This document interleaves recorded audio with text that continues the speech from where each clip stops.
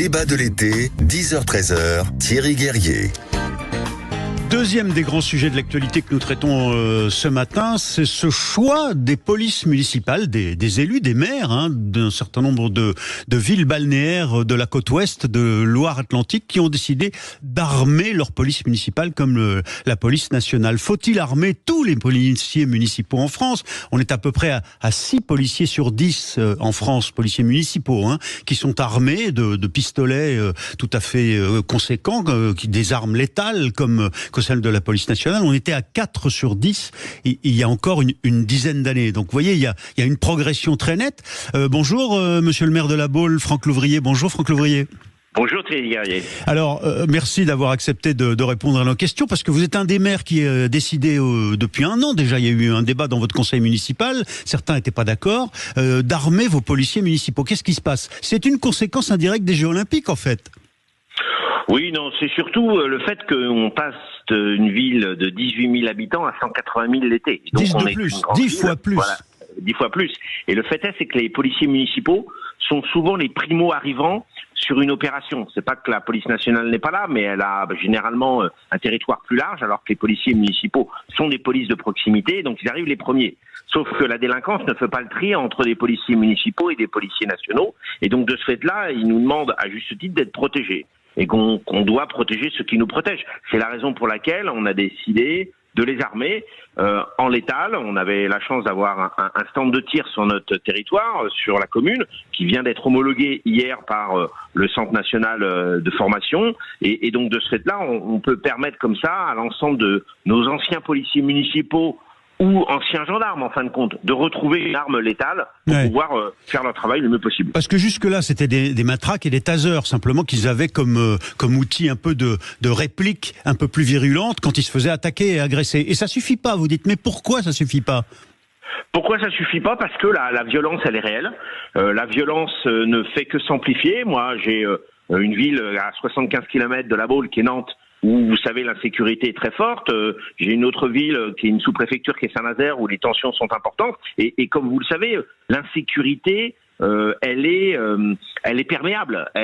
Oui, ça dégorge chez vous, quoi. C'est-à-dire que d'une façon ou d'une autre, voilà, on a besoin de protéger ceux qui ont en charge justement à la fois de surveiller notre ville et de protéger les habitants. C'est la raison pour laquelle on a un tissu aussi de caméras très important. On a plus de 300 sur la ville pour permettre justement de mieux travailler et de mieux surtout d'essayer de travailler en sérénité. Parce qu'en fin de compte, un policier qui est en quoi danger, ça donne plus honnêtement, en quoi une arme létale, un pistolet automatique puissant, donne-t-il davantage de sérénité aux policiers? Est-ce que c'est pas au contraire un élément d'aggravation des conflits?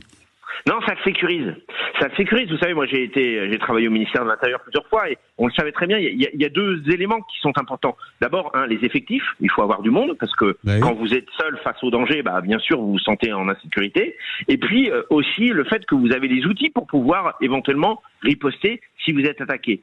Et ça a à la fois, bien sûr, un effet dissuasif, mais c'est aussi un effet sécurisant pour la personne qui la porte. Bon, mais Franck Louvrier, doter un policier municipal, même quand il a de l'expérience, parce qu'il a été gendarme ou policier national ailleurs, le doter d'une arme aussi puissante, ça impose quand même un contrôle, une maîtrise de soi, donc une formation adéquate et psychologique, et puis aussi au combat, notamment, et puis aussi une capacité technique, tout simplement, d'utiliser ces armes, d'apprendre à tirer. Oui, vous avez le temps, les moyens de les former ? Oui, alors on a la chance d'être une ville saisonnière, donc parfois l'hiver on a un peu plus de temps que l'été. Ah oui. Donc de ce fait-là, on a le temps de faire des formations. C'est pas une formation, c'est des formations, c'est des autorisations préfectorales, c'est un contrôle psychologique. Enfin, c'est tout un parcours. Mais vous avez eu le temps de faire ça depuis la décision d'armer vos policiers? Oui, si vous voulez, on l'a décidé il y a plus d'un an maintenant, et aujourd'hui, sur les 30 policiers municipaux, il y en a déjà 8 qui portent l'arme, et l'objectif, c'est que l'année prochaine, ils soient en grande partie tous armés, mais en tout cas ceux qui le souhaitent. Et donc pour nous, c'est vraiment... on n'avait pas de religion en la matière, si vous voulez, comme vous l'avez dit à juste titre. Il y a eu des discussions au conseil municipal, on a même fait un sondage auprès de la population pour savoir ce qu'ils en pensaient. Et il donne quoi, le sondage ? Le sondage, il était très simple, c'était 52% des gens favorables, 48% qui ne l'étaient pas, vous voyez, donc c'était vraiment partagé. C'est moitié-moitié, quoi. Et donc de ce fait-là, on a vraiment échangé, on a essayé de comprendre quelle était leur demande, et on s'est aperçu que quand vous regardez les autres communes du même style que la nôtre, ils vont aussi vers ce type d'équipement. Donc on est allé vers ce type d'équipement. Bon, mais là, en ce moment, est-ce que les Jeux Olympiques vous ont amené à accélérer au fond ce processus d'entrée en scène de la police municipale avec ce nouvel armement? Je vous pose la question parce que en réalité, eh bien, il y a moins de policiers nationaux chez vous cet été. Vous n'avez plus ni les CRS ni les gendarmes en renfort que vous aviez jusque-là, les mêmes effectifs parce qu'ils sont à Paris et dans la région parisienne, dans toute l'Île-de-France pour les Jeux Olympiques. Alors quand on a réfléchi sur la dotation en armement létal pour les policiers, c'était déjà il y a 2 ans et on connaissait bien évidemment les perspectives des Jeux Olympiques.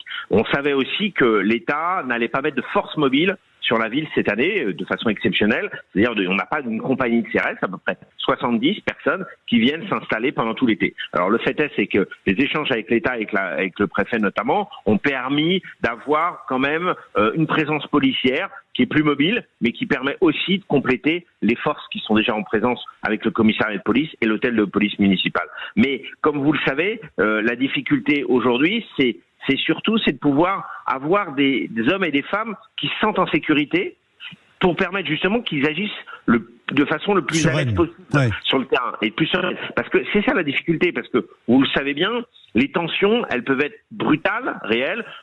Ça va des gens du voyage, en passant par les cambriolages, en allant et parfois aussi sur des tensions à la sortie des bars. La nuit, vous le savez, c'est pas simple. Les trafics de drogue qui existent un peu partout. Donc tout ça fait que ils ont besoin de tout le panel des outils indispensables. Donc ça va bien sûr l'armement létal, aux moyens de mobilité, que ce soit ici on a aussi bien des vélos, des voitures que des chevaux, que ce soit aussi bien sûr les caméras. Et il n'y a pas des sous-policiers municipaux, ceux qui n'ont pas d'armes létales, ceux qui n'ont pas de pistolet, et puis ceux qui sont dotés un peu plus, il n'y a pas les chefs. Alors, on leur donne tous la possibilité de l'avoir. Ceux qui ne le souhaitent pas, bien évidemment, ne le font c'est pas obligatoire. Et puis il faut passer les examens. Ouais. Et ça, c'est pas simple. Oui, vous avez raison. Alors, dernière question, pardonnez-moi, je fais mon métier, un peu de provoque, un peu une question politique. Vous êtes un ancien collaborateur de Nicolas Sarkozy, vous avez été son responsable de communication, vous l'avez suivi au ministère de l'Intérieur, vous connaissez ces sujets. Mais du coup, maire de La Baule, eh bien, Franck Louvrier, en ce moment, alors qu'on parle de peut-être à la rentrée un gouvernement de centre droit, entre les droites républicaines à laquelle vous appartenez et puis peut-être le bloc central, on parle de vous pour des responsabilités nationales. Vous accepteriez d'entrer dans un gouvernement pour une coalition souhaitée par le président de la République ? Vous savez, j'ai la chance que les Baulois m'ont désigné et m'ont élu maire de La Baule, et je suis très content d'être ministre de La Baule. Ministre de La Baule, c'est pas mal ça. Après, vous allez me dire, c'est une pirouette. Les choses font que ça se décide pas. C'est pas quelque chose que vous demandez. Vous n'êtes pas candidat. À un moment donné, si vous devez répondre aux nécessités républicaines, vous le faites.